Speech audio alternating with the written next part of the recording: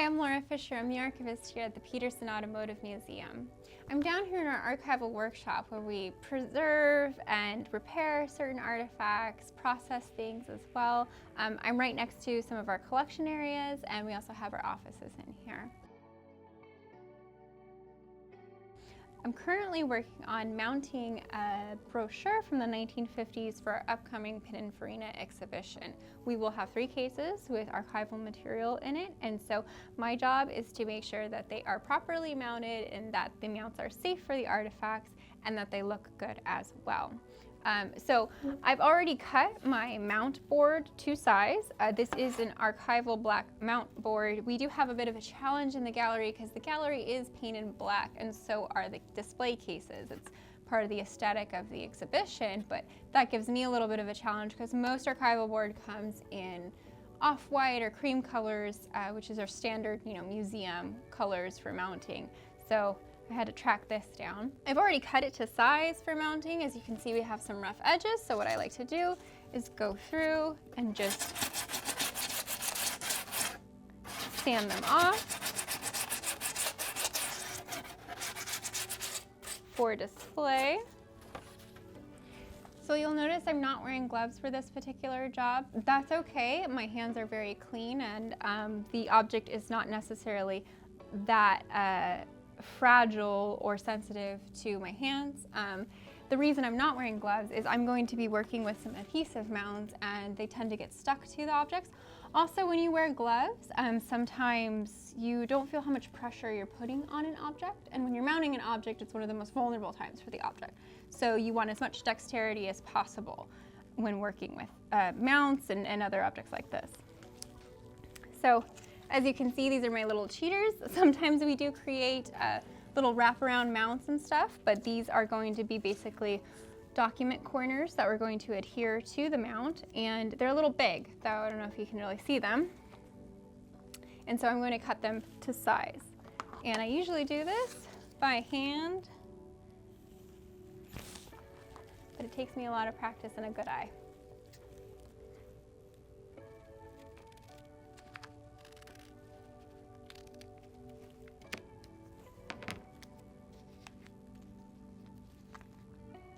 And that's going to give me the base for my next one.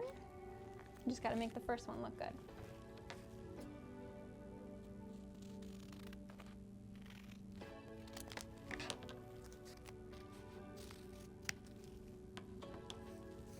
Now we're using these self-adhesive ones on this particular object because the object we're working with is not too heavy.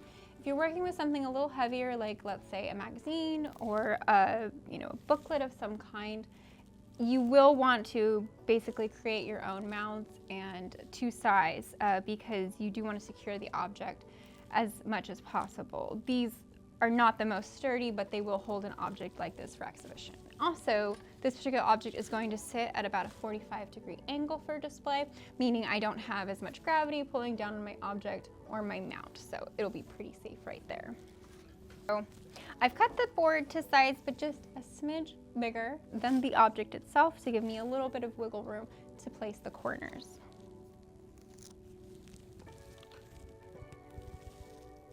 I always like to make sure it looks good before I mount it. And the beauty of this is you can always redo it. There are 2 sides to the board. And I think I will pick this edge for the top. I know you can't really see very well what I'm doing, but I'm lining up the corner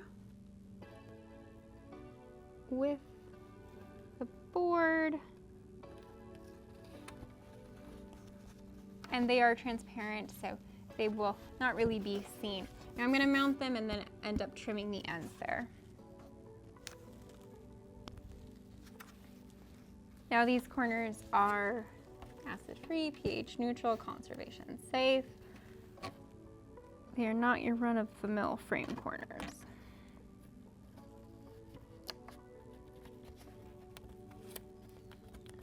All right, now my corners are mounted. I'm going to go ahead and trim them and then put the document into the mount.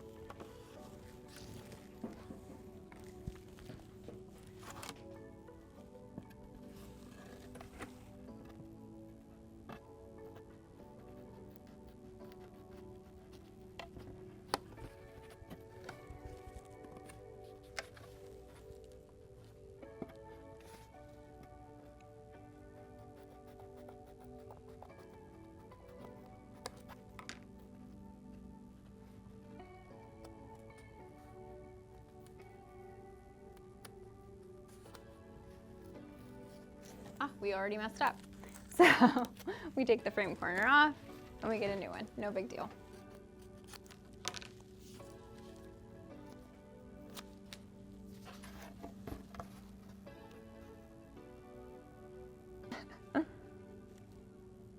Sometimes you need a little bit of help to see the smaller details. I'm going to take my X-Acto since my scissors are a little too close to the edge, and I'm going to go through, make sure our outfit doesn't get in the way of all of our work. I like to look fabulous, but sometimes it gets in the way. And we're just going to cleanly cut our corner right there. That should hold. All right, so they're clear. Once it's on display, you won't really see the edges of it. So next we gotta try to get this object in there, and hopefully my measurements line up right. Looks like they will, no problem. So I usually like to start with the side that opens, because it's just a little cleaner to get it into the first corner. I got my handy dandy bone folder or archival stick. And I just lift it up a little bit so it's safe for the object. And then I don't do it all the way because I'm going to have to open up this corner as well. And then get our opening. So the last and most difficult one, of course. And there we go. Now once it's on display and lighted properly, it will look just fine with the transparent corners. It will be displayed at a 45-degree angle on a little wedge, so it should look nice. So the next thing I'm going to work on is actually repairing a piece for the Pininfarina exhibit. We have these Pininfarina yearbooks or annuals that we're going to be putting on display, but we only have one copy of this one. And unfortunately, over time, the cover got torn. Not by me. So one of the things we do here is if we only have one of them and we can't source another one, we have to repair the object we have. And so I'm going to be repairing the cover for this particular book. Now it can be done. Basically what we're going to do is reattach the cover using conservation grade mending tape and stabilize the object for display. We want the object to safely sit in its mount while on display and not fail during exhibition. So I'm going to go ahead and take one half of the cover off and gently take this and see how we're doing over here. Okay, so this side is actually okay. I'll put it to the side for now because we're working on the cover. Now this is in really bad shape, so it's going to take a little bit of time and a little bit of TLC. You'll notice I'm not wearing gloves again.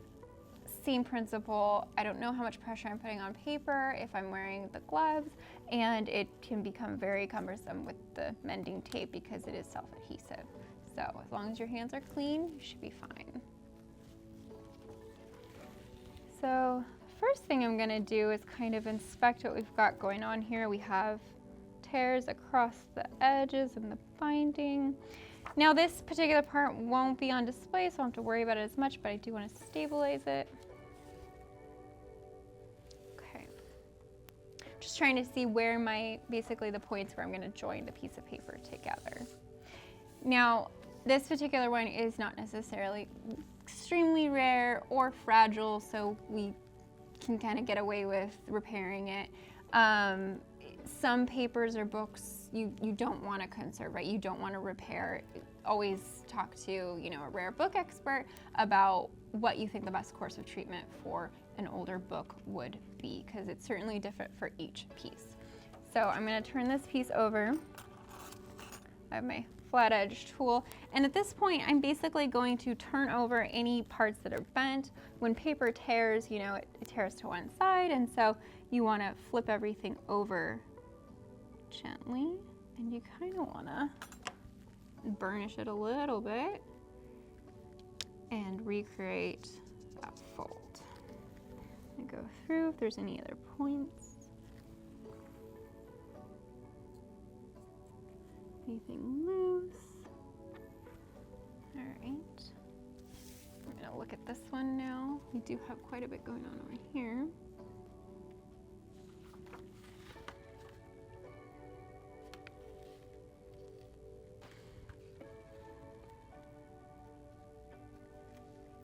Now this one's tricky a little bit because I'm not going to want to flip this over like this and, you know, work on it because we don't want to crack those apart. So we're just going to try to stabilize this as much as possible. Get the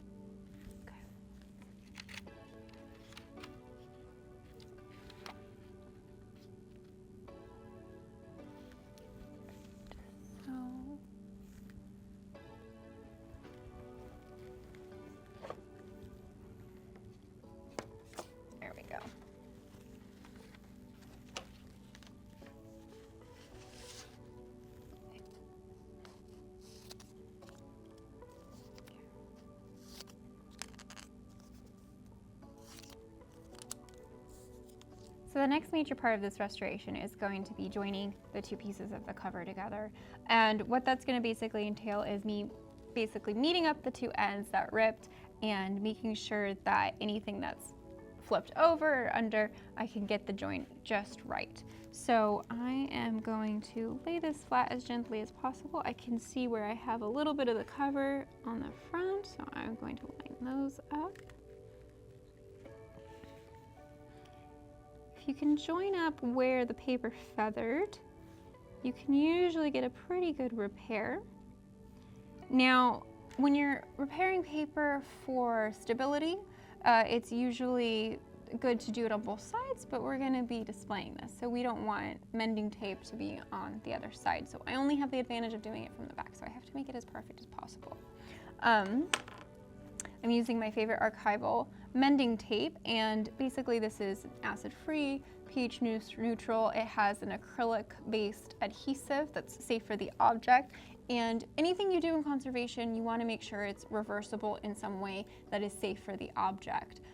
Sure, everything's reversible, say with paint thinner, but is that really safe for the object? No. So some adhesives are, say, water reversible, or something we call mineral spirits reversible as well. That's a type of solvent we use in conservation. And there's all kinds of solvents and adhesives, and there's a whole science behind it as well. So it's always good to know your adhesives and your paper and the objects you're working with and how they react together. So I'm gonna see where these line up. Perfect. Okay, I'm gonna get kind of my first starting point. Your first starting point doesn't have to be absolutely perfect, but I do want it to be even. And I see it right there. And so what I'm going to do is put down my phone folder and something else to weigh it down.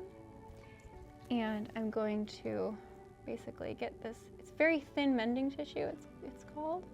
And I'm gonna get it out. It is self-adhesive. Now there are some conservators for bigger laboratories and stuff like that. They will make their own adhesives. They're usually like a wheat starch based or other conservation grade adhesive.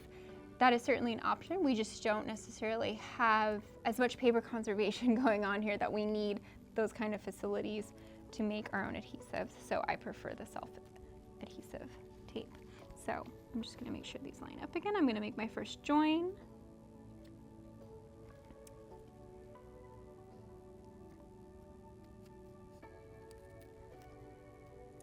And I'm gonna go across right there.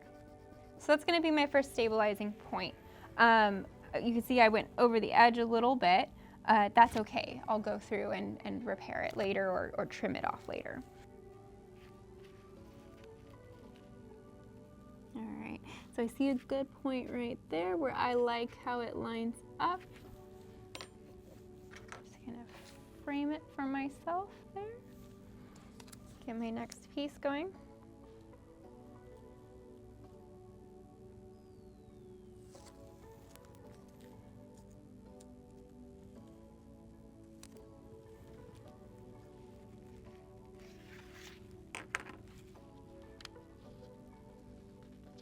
And then even it out. Now the further you go, the more perfect you have to make it. So you want to make sure your second one is lined up perfectly, and I'm going to go across the seam right there.